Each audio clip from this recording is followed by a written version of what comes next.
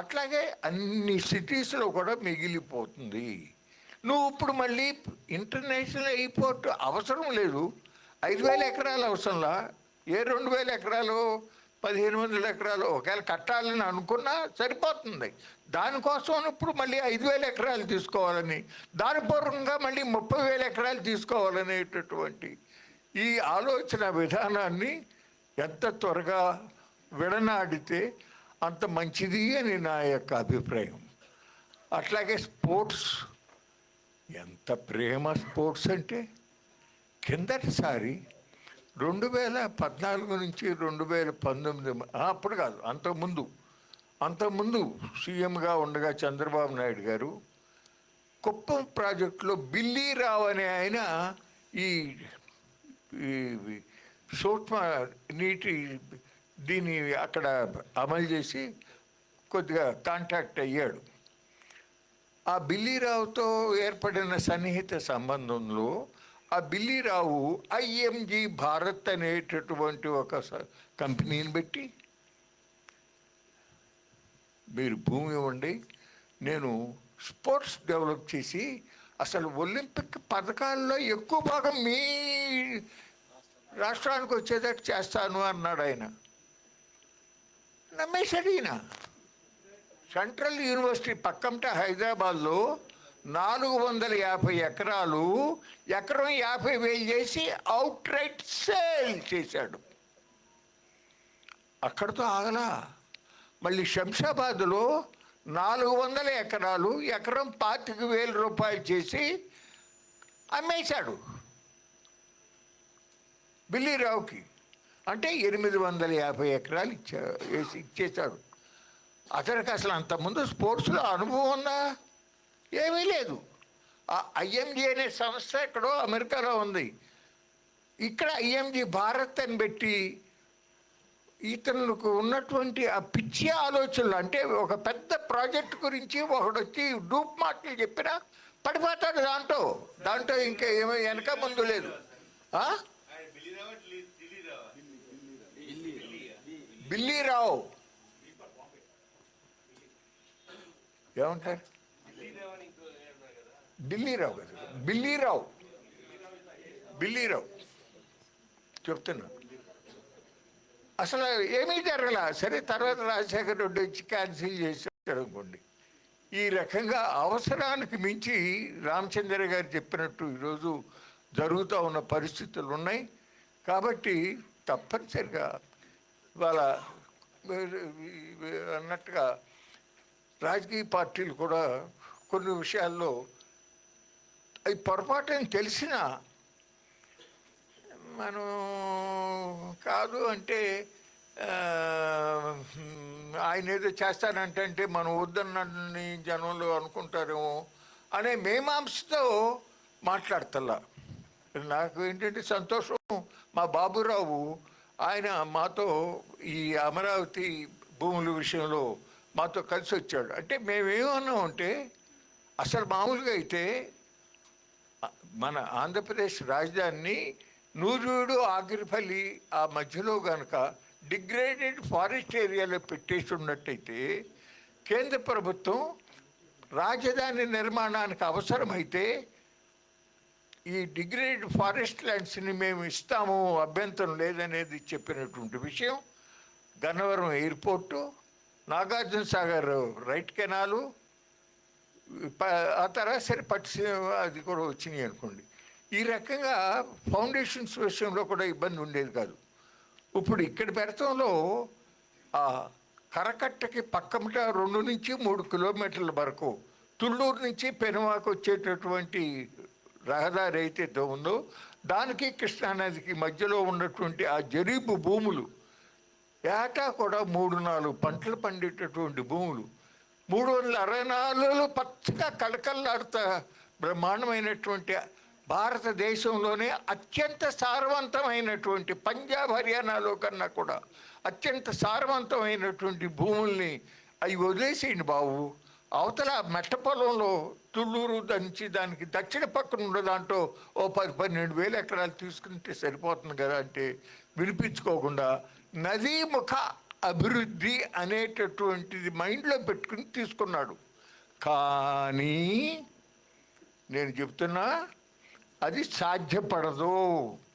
ఖచ్చితంగా కృష్ణా కరకట్ట నుంచి 2 నుంచి 3 కిలోమీటర్ల లోపల ఉన్నటువంటి భూమిలో బ్లూ అండ్ గ్రీన్ ఇన్ఫ్రాస్ట్రక్చర్ తప్ప వేరే రకంగా అభివృద్ధి చేయటానికి వీల్లేదు అనేది ఎన్విరాన్మెంటల్ కమిటీ, గ్రీన్ ట్రిబ్యునల్ ఇచ్చినటువంటి తీర్పు.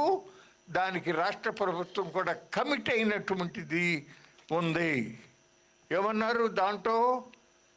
మీరు నేను ఇందాక చెప్పినట్టుగా వ్యవసాయము అటువంటి దానికి సంబంధించినవి తప్ప వేరే చేయకూడదని మేము లోగడ కూడా సజెస్ట్ చేసాం. ఏమనంటే, ఇచ్చింది రైతులు, అక్కడ ఉన్నదంతా వ్యవసాయ కార్మికులు. ఇప్పుడు ఇచ్చిన భూములకి రెసిడెన్షియల్ ప్లాట్లు, కమర్షియల్ ప్లాట్లు ఇచ్చారు. అందరూ ఎమ్మటే కట్టరు, టైం పడుతుంది. కాబట్టి వాళ్ళకి ఇచ్చిన దాంట్లో వాళ్ళనే కూరగాయలు పండించుకుంటారో, లేకపోతే అరటి తోటలు వేసుకుంటారో, లేకపోతే నిమ్మ తోట వేసుకుంటారో, లేకపోతే కోళ్ళను పెంచుకుంటాడో, ఆ రకమైన పర్మిషన్ ఇవ్వండి అంటే అది కూడా చేయలా. చివరికి ఇంగ్లీష్ కర్రతమ్మ చెట్లు పెరిగిపోయి అవన్నీ కట్టేస్తానికి ఇప్పుడు 40 కోట్ల రూపాయలు ఖర్చు పెట్టి తీసేయాల్సిన దౌర్భాగ్య పరిస్థితి జరిగింది. ఇప్పటికీ కూడా ఇంకా మైండ్ సెట్ మారినటువంటి పరిస్థితి మనం చూస్తూ ఉన్నాం.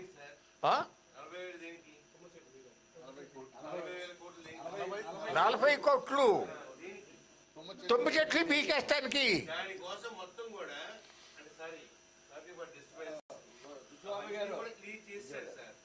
అదే చెప్తా.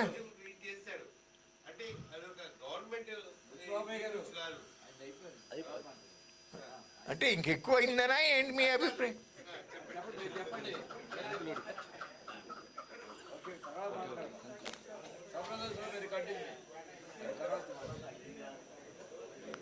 అంటే ఆ రకంగా ఆ కర్రతమ్మ చెట్లు, ఆ పిచ్చి కంపంతా పెరగటానికి అవకాశం కలిగింది అనే దానికోసం నేను చెప్పాను.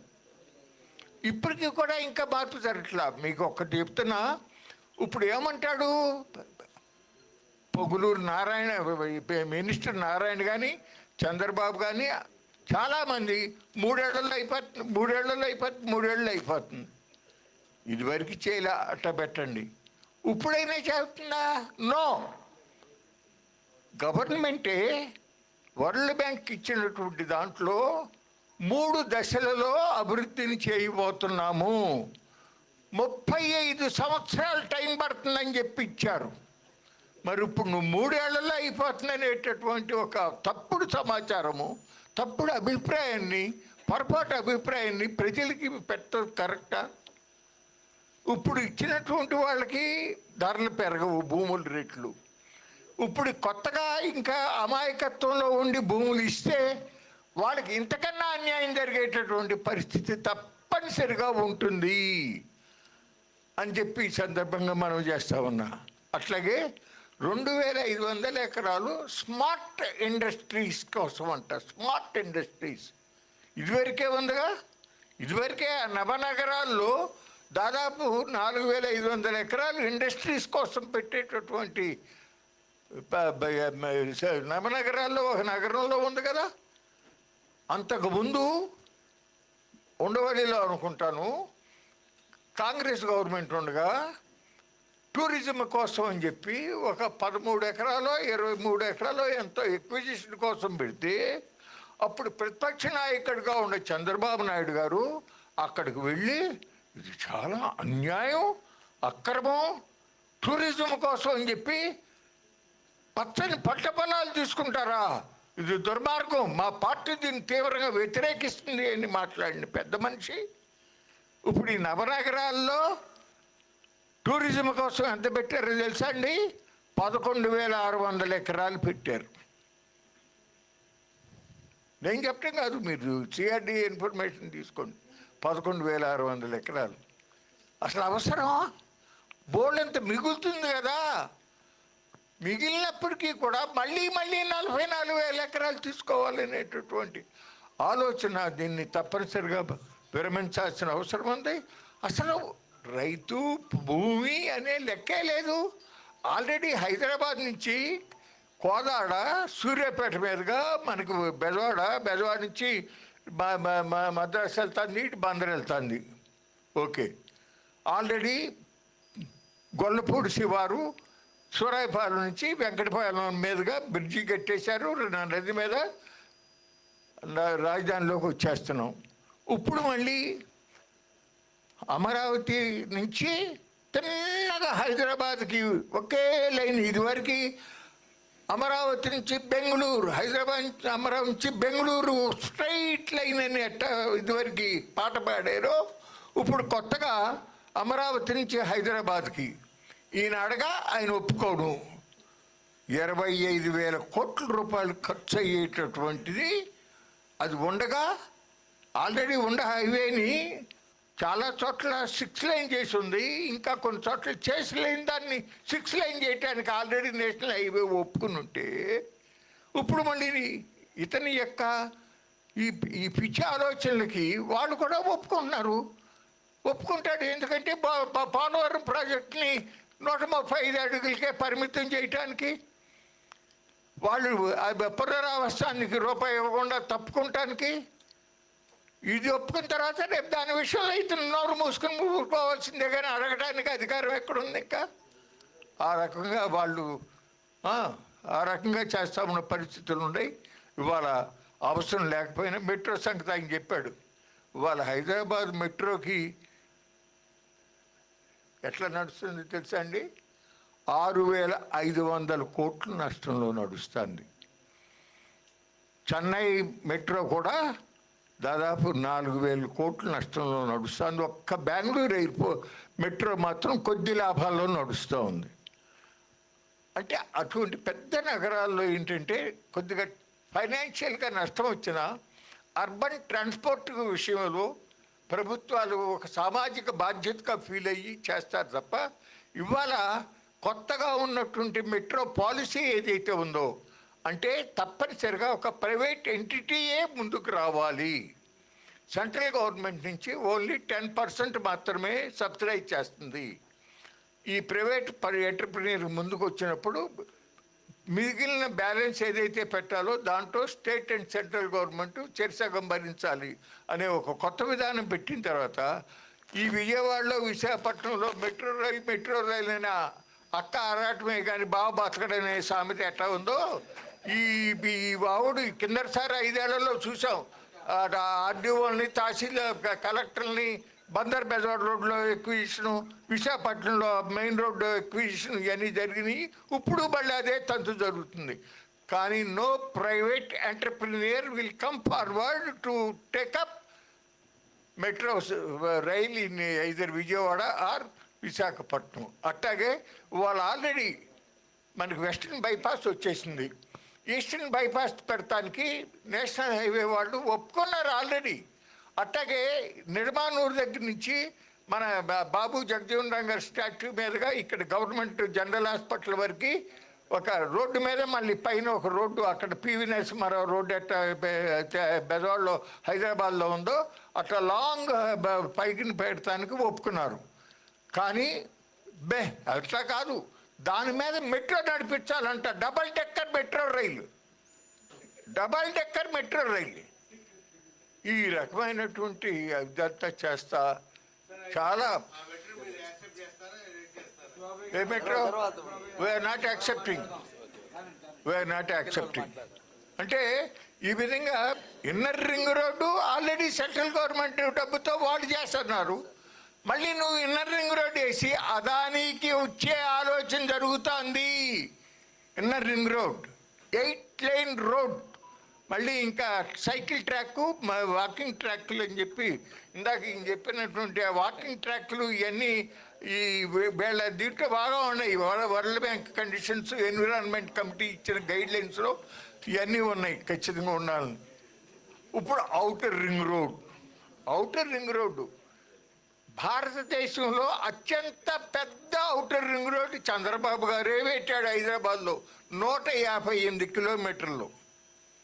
ఇప్పుడు మనకి ఇక్కడ 1 లక్ష జనాభా ఉన్న అమరావతికి 189 కిలోమీటర్లు పెట్టాలంట, 140 మీటర్ల ఎడల్పులో 8,500 ఎకరాలు తీసుకోవాలి రైతుల దగ్గర నుంచి.